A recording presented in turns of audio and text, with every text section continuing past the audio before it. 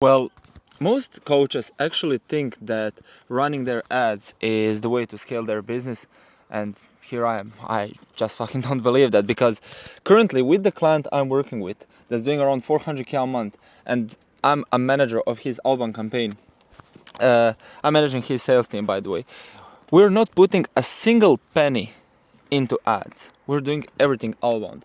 And here's the thing, here's my thought process. Like, instead of actually investing into ads, why not just actually invest into your content the same way I did with literally being here in UK? Because in the last couple of days, I've spent probably almost 1,000 euros or something just to be around with my boys, just to attend this meetup, just to meet my mentor in person, just to strategize, and obviously here, just to get to this famous country park where I can record some money shots, some super serious content. Because when you do so, all that you need to do from there is just leverage that content with your outbound campaigns, because that's exactly what I'm doing right now. Plus, I personally got banned 4 times already on IG, so yeah, everything that I've ever done with ads is just pointless, it's lost. So here's the thing, for some reason everyone thinks that scaling is the way to go, to do it only with the ads, but that's a massive lie, because when you don't have optimized these backend systems, more and more ads just turn out to be an actual problem for you, because I've managed to build something that I call revenue multiplier strategy. Now, what the hell does that mean?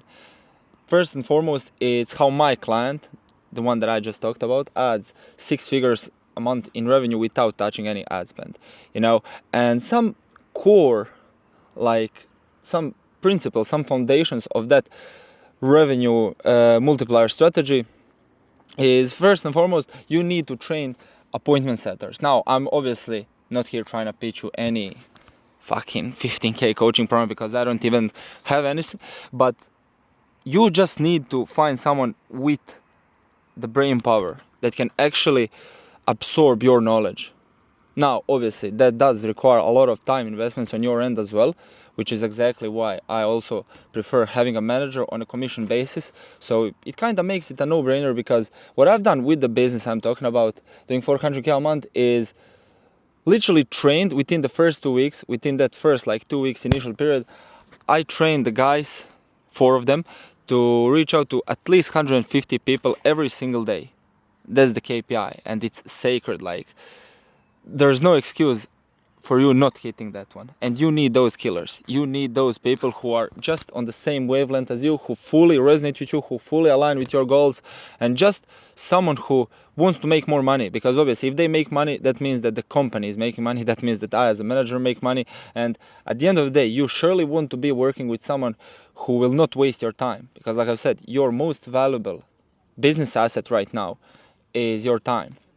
Because at the end of the day, I'm sure that's why you even started your own business in the first place, so you can actually live that life full of freedom, that will, I'd say, where you will not be attached to your business. And that was the first step, just delegating the workload and actually making sure that this backend system runs smoothly.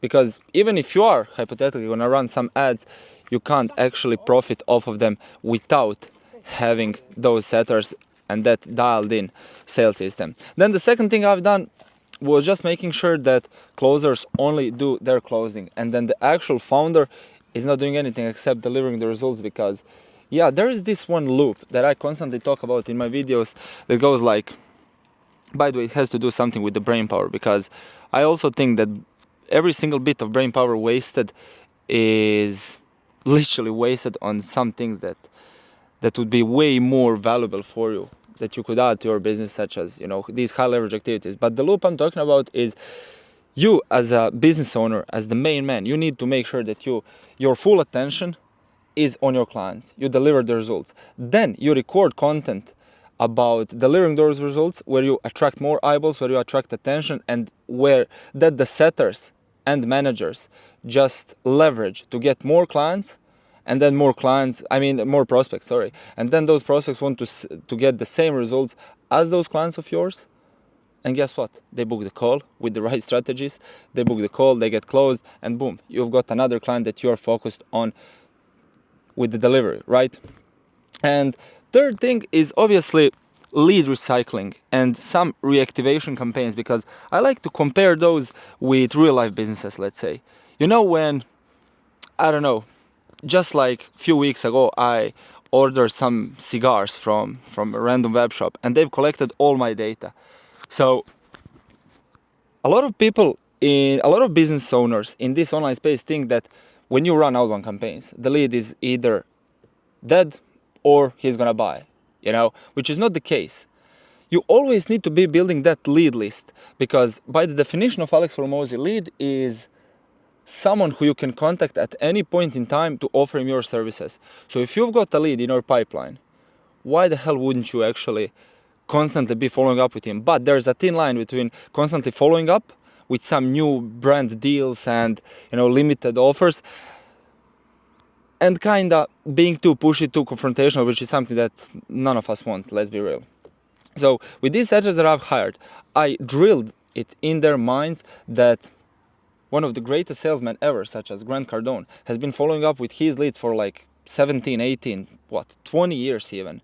And he said that they still haven't bought from him yet. And you see, the key there is yet, because he still believes they are going to buy. Why? Simply because by the definition, people buy from people they know, like, and trust. So if you reach out to someone for the first time ever, he doesn't know you, he doesn't like you, and you better believe he doesn't trust you at all. So instead of being pushy, when you see that the person is not that likely to book a call to buy, if you see some serious level of resistance, then just kinda do the tactical retreat, slow down a bit, add him to your follow-up list, and recover him like in few weeks time, because what I said about these real life businesses that collect your info, that's exactly you doing the exact same thing, but in the online space. And there's so much money being left on the table, and I know that for a fact, because one Airbnb coaching business that I started working with maybe 5 months ago, at that time he's had maybe 30k followers, and there was so much money being left on the table. And in the very first 2 weeks of me being inside and running these like reactivation campaigns, we cash collected 18.5k pounds in literally 13 days or so, which is less than 2 weeks. So I know for a fact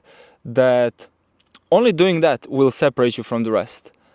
And the thing is that I consider that leverage, not even us working hard day in and day out, grinding, no lifing, because once again, that loses the purpose of this entire online space, because you want this freedom, but it's just the leverage that you need to utilize properly with the right mindset, with the right sales team, with the right people that can actually contribute to your business, like their own lives depend on it, So those are some of the few things that I managed to implement in that business as soon as I hopped in. But let's be real, one big mindset shift happened with me recently, where I was like, why would I chase these 10, 15, 20k a month businesses when I'm actually not the one who wants to be there long term? Like, I obviously want to make millions and millions and millions. And when I realized that, I was like, oh shit, yeah, my vibe truly does attract the tribe.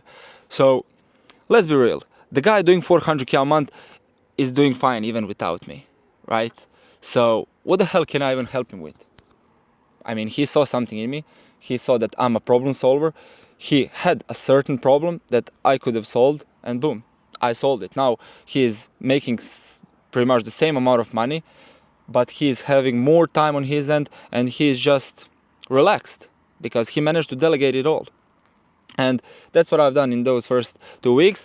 But when it comes to these ads itself, and when it comes to the team that I'm managing that's running these outbound strategies, I know how problematic these ads can be without proper systems. Why? Because another client of mine who was running his ads at probably the highest ever return on ad spend I've ever seen, we're talking about 40x for like weeks and weeks and weeks in a row, is now drowning a bit because the lead flow started going down like terribly. We're just dealing with some low quality leads. And the reason, by the way, I'm not some expert in ads. Like, I wouldn't like for you to take any advice on me when it comes to IG and stuff, because I don't want you to get banned. But what I realized, just my humble opinion, was that the ads started recycling, and you constantly started seeing the same sort of people liking your stuff, commenting, I don't know, reaching out to you with these CTAs and stuff. And I'm like, well, that's not kind of sustainable. That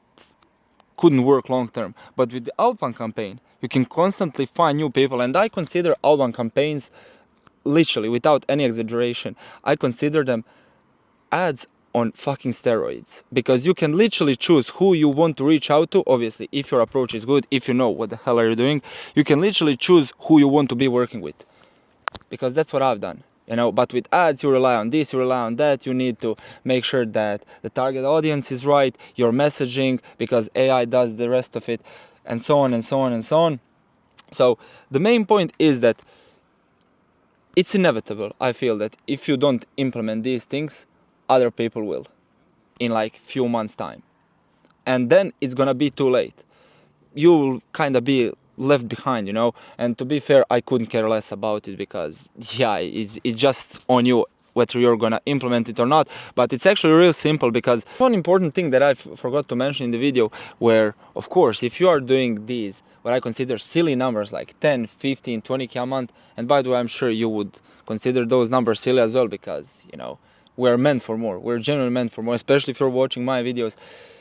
You just need to scale. You just need to hire a killer setter. You know, it doesn't even have to be mine, as long as you, by the way, are not investing in any of these geek agencies that we see around that are charging you like 5, 10k pounds and then provide you with random ass setters from Fiverr, some random Indian that you can get for $2 an hour, you know. But essentially, yeah, you can just watch these other videos that I'm posting here, and yeah, subscribe if you'd like. But everything is chronologically done, how I'm doing it for the businesses that I'm constantly talking about in the videos, and you can just replicate that exact same process yourself.